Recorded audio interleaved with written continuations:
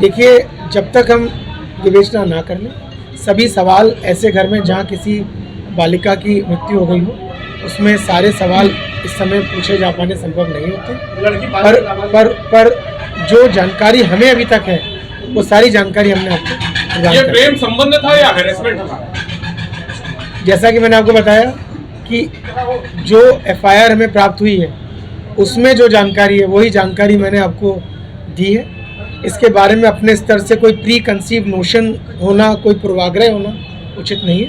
हम संपूर्ण तथ्यों का विश्लेषण कर ही आपको लॉजिकल कंक्लूजन तक के बारे में बता सकते हैं। बालिका की मां का कहना है कि उसके पास कोई वीडियो था जिसको लेकर वो लगातार ब्लैकमेल कर रहा था, ऐसा उसकी मां का कहना है। ऐसी कोई बात अभी तक जो मैंने बातचीत की और हमारे विवेचकों ने की है, उसमें हमें ऐसी कोई जानकारी प्राप्त नहीं हुई है। यदि ऐसी कोई जानकारी आती है तो अवश्य उसे भी हम अपनी विवेचना में सम्मिलित करेंगे। सर, तहरीर के अनुसार जो है उसके परिवार वालों को भी बताया गया है कि परिवार वाले भी इन्वॉल्व थे धर्म परिवर्तन करवाने के लिए। क्या विवेचना में उनका नाम भी बढ़ाया जा सकता है परिवार के लोगों को? तहरीर में तो ऐसी कोई बात नहीं की गई है, परंतु विवेचना के दौरान जो भी तथ्य सामने आएंगे, हमारा आरोप पत्र हमारी विवेचना के आधार पर लगता है। एफआईआर से विवेचना की शुरुआत होती है, तो जो अन्य तथ्य सामने प्रकाश में आएंगे, उन तथ्यों के बारे में हम आपको भी अवगत बिल्कुल लड़की की उम्र के बारे में बता दें। बालिग है ना? बालिग है ना? लड़की बालिग है और लगभग 2004 में उसको 2003 डेट ऑफ बर्थ लिखी है।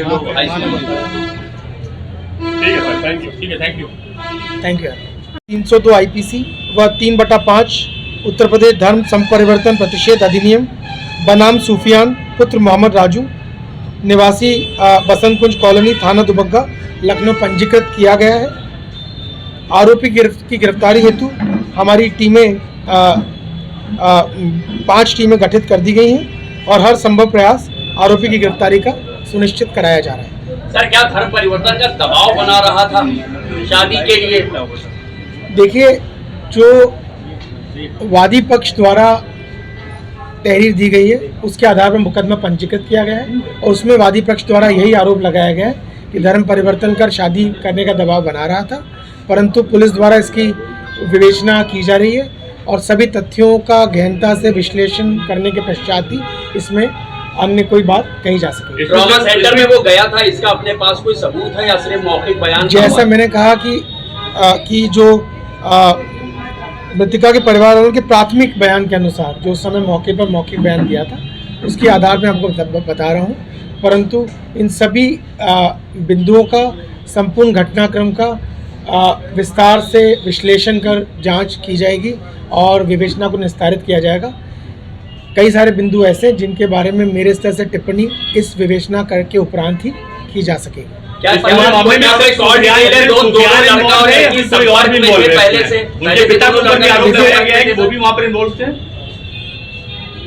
देखिए, जो तहरीर में मुझे मिली है उसके आधार पर मैंने, और जो घटनास्थल का निरीक्षण मैंने किया है उसके आधार पर मैंने अभी आपको ब्रीफ किया है और जो बातें मैंने बताई हैं, इसके अतिरिक्त अन्य सभी बिंदुओं पर विवेचना करने के उपरांत ही कुछ कहा जा सकेगा। जो आरोप वादी पक्ष द्वारा लगाए गए उनके बारे में मैंने आपको बताया और उन्हीं आरोपों के आधार पर एफआईआर दर्ज की गई है, उसी तहरीर के आधार पर एफआईआर दर्ज की गई है। उन्हीं आरोपों के आधार पर जो धाराएं मैंने आपको बताई हैं और इसमें अंकित की गई हैं, उन धाराओं को लगाया गया है। भविष्य में जल्दी हम कोशिश करेंगे कि गिरफ्तारी भी हो और विवेचना का शीघ्र निस्तारण भी हो। अन्य कोई भी बिंदु यदि हमें संज्ञानित होते हैं तो हम उससे आपको भी भलीभांति अवगत कोई मुकदमे भी दर्ज पहले से, और क्या सिर्फ सूफियान को इसमें नामजद किया गया है या उसके परिजन भी है? अभी तो इसमें सिर्फ सूफियान ही को नामजद किया गया क्योंकि यही आरोप परिवार द्वारा लगाया गया था। अन्य यदि किसी भी व्यक्ति का पूरे घटनाक्रम में कोई विपरीत किस्म की भूमिका के बारे में जानकारी मिलेगी तो अवश्य उन लोगों को भी हमारे के विरुद्ध आरोप पत्र प्रेषित किया जाएगा। फिलहाल जो स्थिति है वो मैंने आपको बताया।